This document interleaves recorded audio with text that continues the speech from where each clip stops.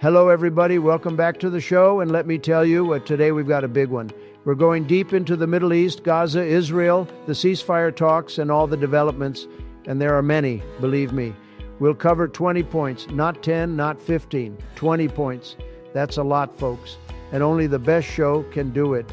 Joining me is David Makovsky, a brilliant guy, respected everywhere, except maybe by people who don't like peace. He's an expert, he's been inside negotiations, and he understands this conflict maybe better than anybody.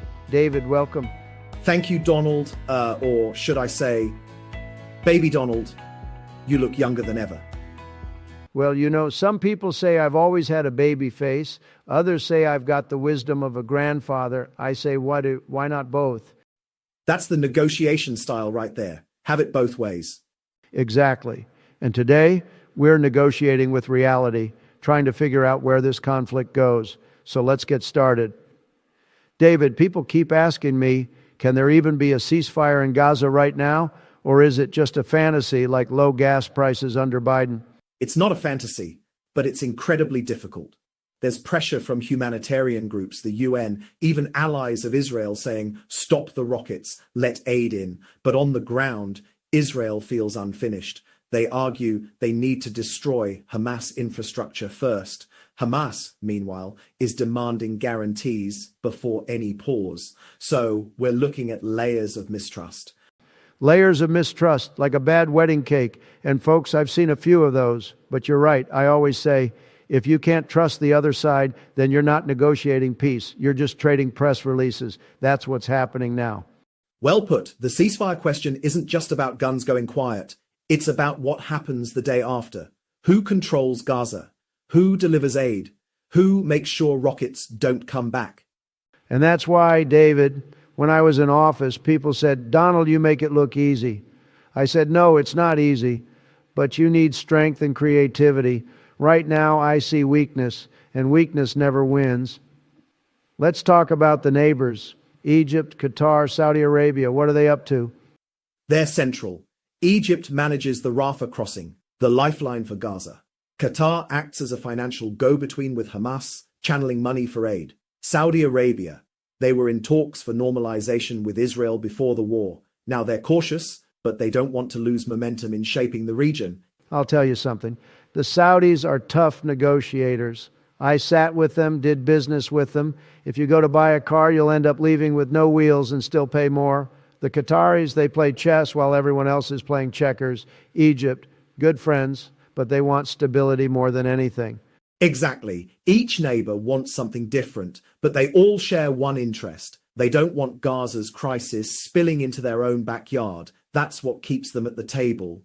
And that's why you need someone who can juggle all of them without dropping the ball. Unfortunately, right now, the ball is rolling all over the place.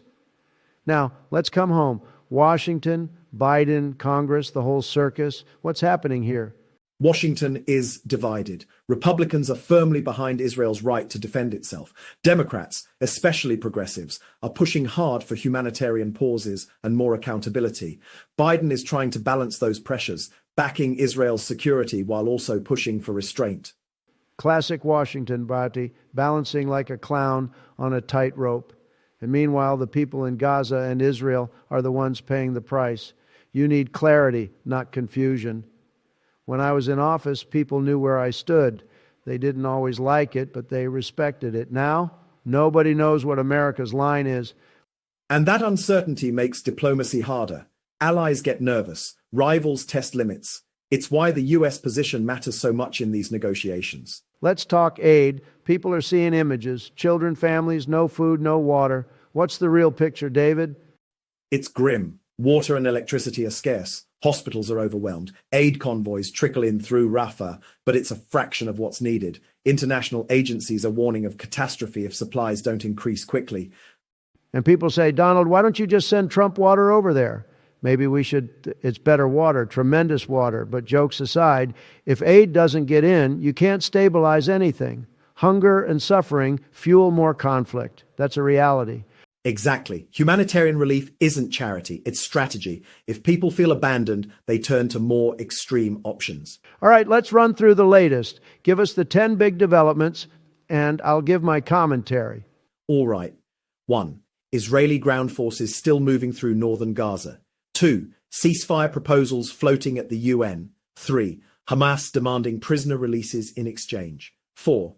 Netanyahu under pressure inside Israel, protests and politics. 5. Massive demonstrations in Arab capitals.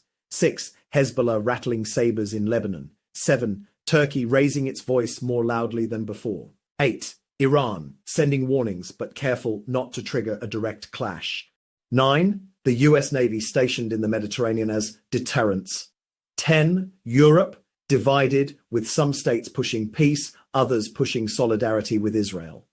That's a long list, folks. You hear that? 10 points all happening at once. Sounds like a casino on Saturday night. Israel moving in, that's expected. The UN proposals, and good luck with that. They talk a lot, don't do much. Hamas demanding releases, a classic move. Netanyahu under pressure, and I know what that's like. Protests everywhere. Hezbollah, dangerous. Turkey, always loud. Iran, sneaky. US Navy, strong but expensive. Europe, confused as always. That was a summary of my summary. Exactly. I just made it digestible. David, let's be real. Can peace ever actually happen, or are we just fooling ourselves? It's difficult, but not impossible. Peace requires leadership that's willing to take risks. Palestinians need credible governance, a leadership that can both represent them and maintain order. Israelis need to feel secure, that rockets won't return. The US can help broker, but ultimately, the parties must decide. See, that's the problem. Everyone says it's up to them, but nobody wants to be the first mover. When I negotiate, I say, let's all jump at once. That's how deals get made. Otherwise, you're stuck in limbo. True, but in the Middle East, even small steps are seen as big risks. That's why it takes so long. Which is why, frankly, you need someone who isn't afraid to break the mold. Somebody like me. Someone who negotiates with golf metaphors? Hey, golf teaches patience and how to handle sand traps. Gaza's full of sand, by the way. All right, let's wrap it up. What are the 4 things people should watch in the next 3 months? Number 1, whether Israel scales back military operations. Number 2, whether Hamas agrees to temporary halts or exchanges. Number 3, whether US diplomacy revives Saudi-Israel normalization. Number 4, whether the humanitarian crisis explodes into wider regional unrest. 4 big ones, folks. And notice, all 4 depend on leadership, strength, and timing. Without those, you get nothing but more suffering. David, this has been tremendous. 20 points, deep discussion. You don't get this on TV, folks. You only get it here.